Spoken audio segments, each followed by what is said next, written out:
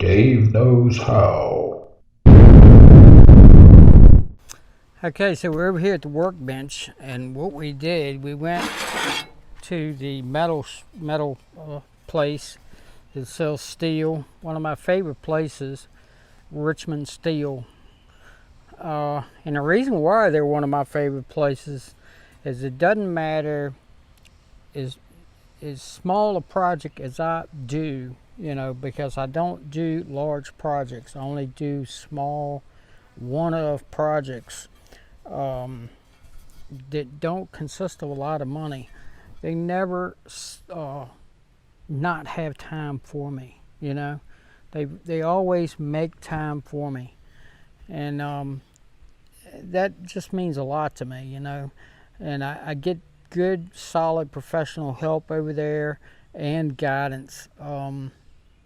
Because like this, I wanted this for the backing plate to bolt up against that gearbox, and I wasn't sure how thick I needed it to be, and they was actually able to recommend a thickness for me, and so I went with that, and I think it's going to work out fairly well. So I went on and did the measurements that I showed you, and we wrote them down on a piece of paper right here, and we found out that the bolt pattern is a square. So what we're going to do now is we're going to mark this metal plate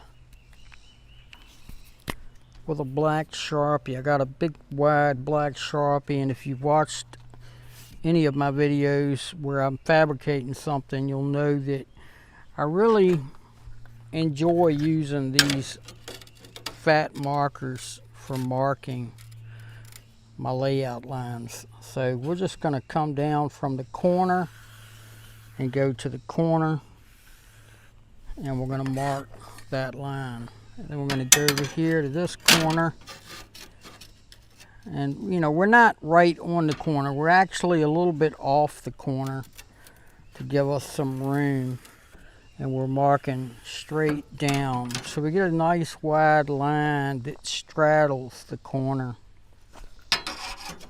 I went on and bought 3 pieces because it was cheaper to buy 3 pieces than it was to buy 1 piece. It was going to cost just as much to buy 3 as it would to buy 1.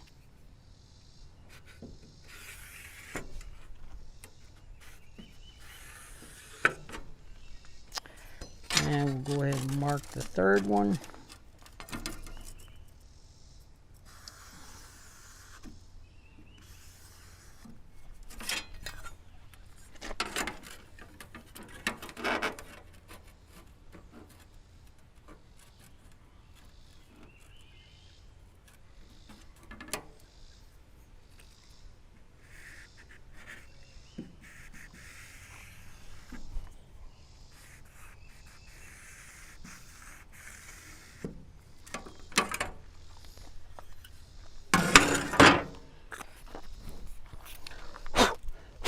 Okay, so now we've got all 3 of these marked with an X. Now we're going to take our straight edge and we're going to put it right on the corner. Right on the corner up here. Right on the corner down here. I'm going to check it.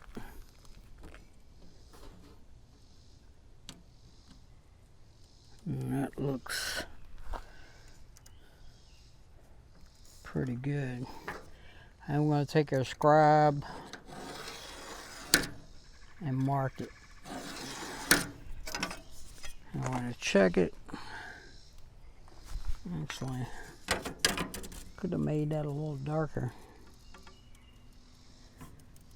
Might not have pressed down hard enough. Let's see. Let's get that back up on there.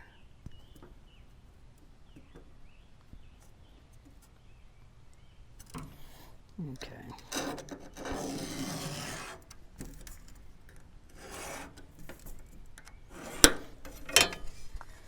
All right, that's better, much better. And then we're gonna go across this way.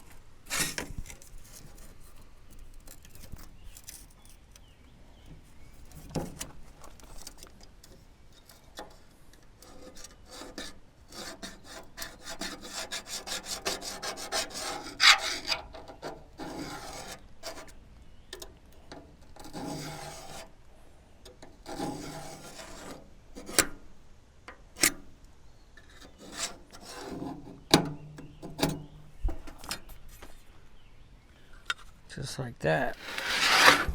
And we'll continue marking. Okay, so now we've got all of these marked.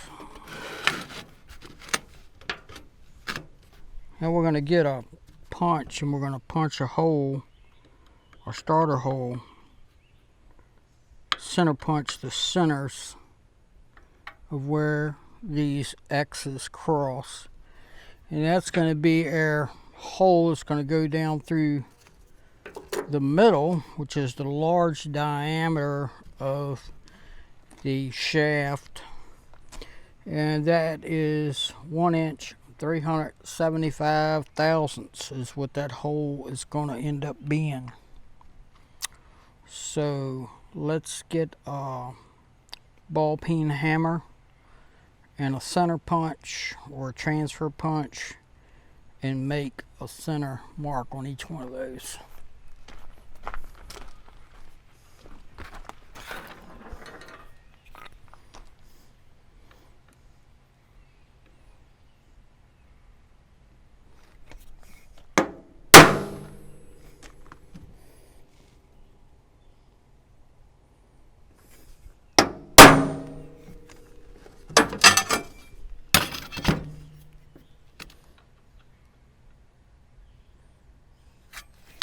And you can see we're actually leaning this over and putting the point right at the X where the two lines cross, and then tilting it up.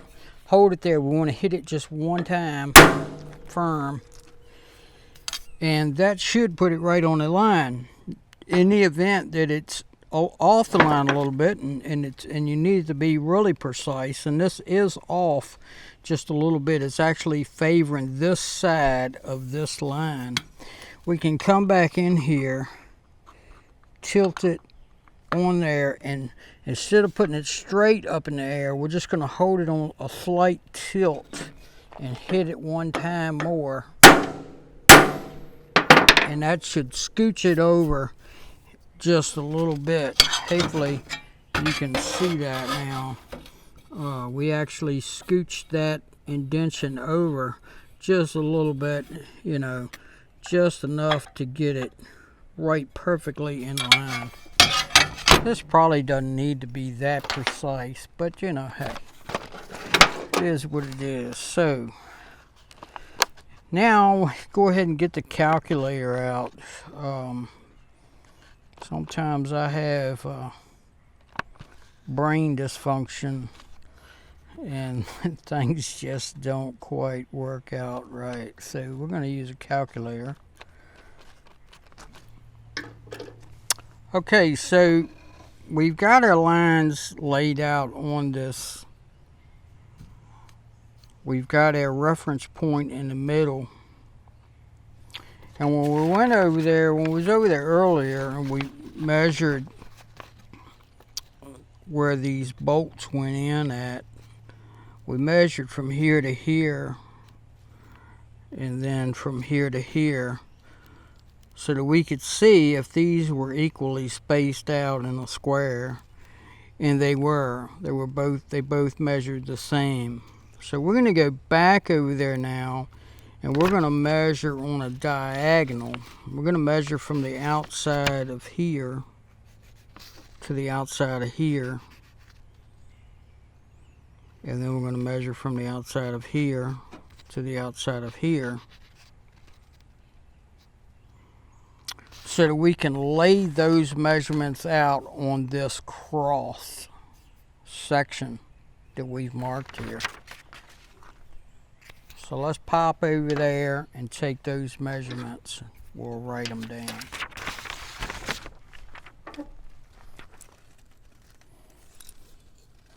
Okay, so we're going to come in right through here, if at all possible, and we're going to measure right to the outside of those 2 screws.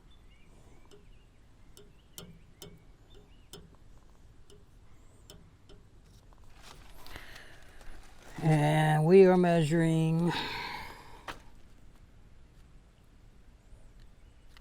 4 inches, 0.060. Okay, 4 inches 60 thousandths. Let's run back over and transfer that measurement. 3.750. So it looks like it's these 2 holes are going to be 3 3/4 inches apart.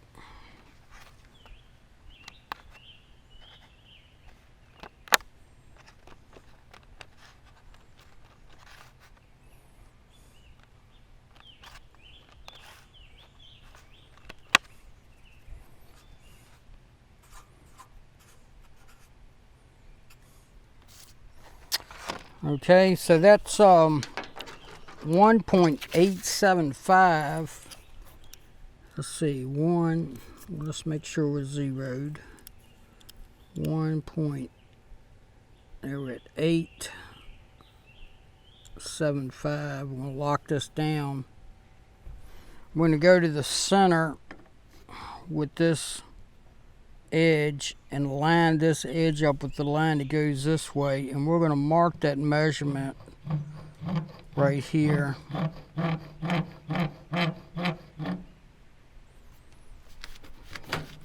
Rotate the plate around, do the same thing again, mark right here.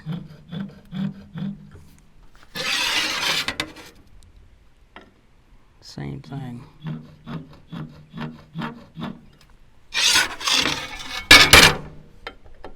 And same thing.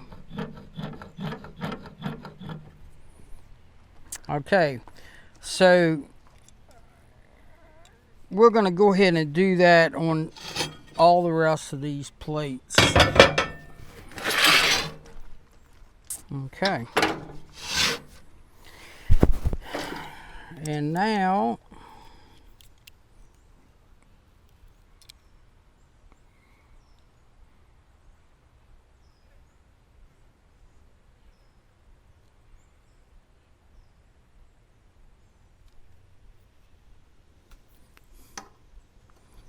we're going to check this. If we go back to the other numbers that we wrote down when we measured from side to side and not diagonally, we subtracted the thickness of that bolt, 0.310, from that measurement. We came up with a measurement of 2 inches 650 thousandths. So we've set that on our calipers here, and we're going to go, we're not going to measure this way now, we're going to measure from side to side. So we're going to put right where that line crosses and go right over to where this other line crosses, and we should be at that measurement. And let's see, we got to get him on the measurement first. There we go. 650. Thing keeps moving on me. Keeps moving a half a thousandths. There we go. Okay, so right there. See, I mean, we are so close that you know, we might be a 1/10 of a thousandth off. Same thing here, maybe a 1/10 of a thousandth off.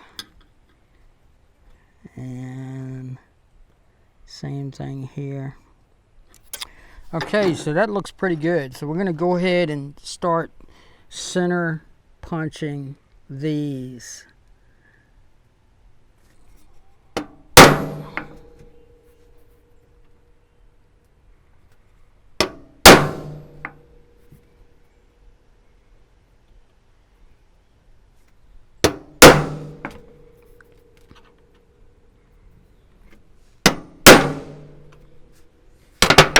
That looks good.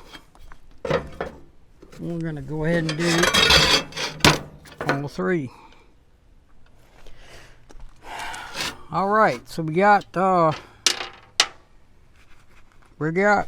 points marked. That's where we're going to drill some holes. So we're going to drill these 4 holes right here. Are going to be drilled big enough to accommodate this bolt right here. And I'm not sure if this is, I think this is a metric bolt.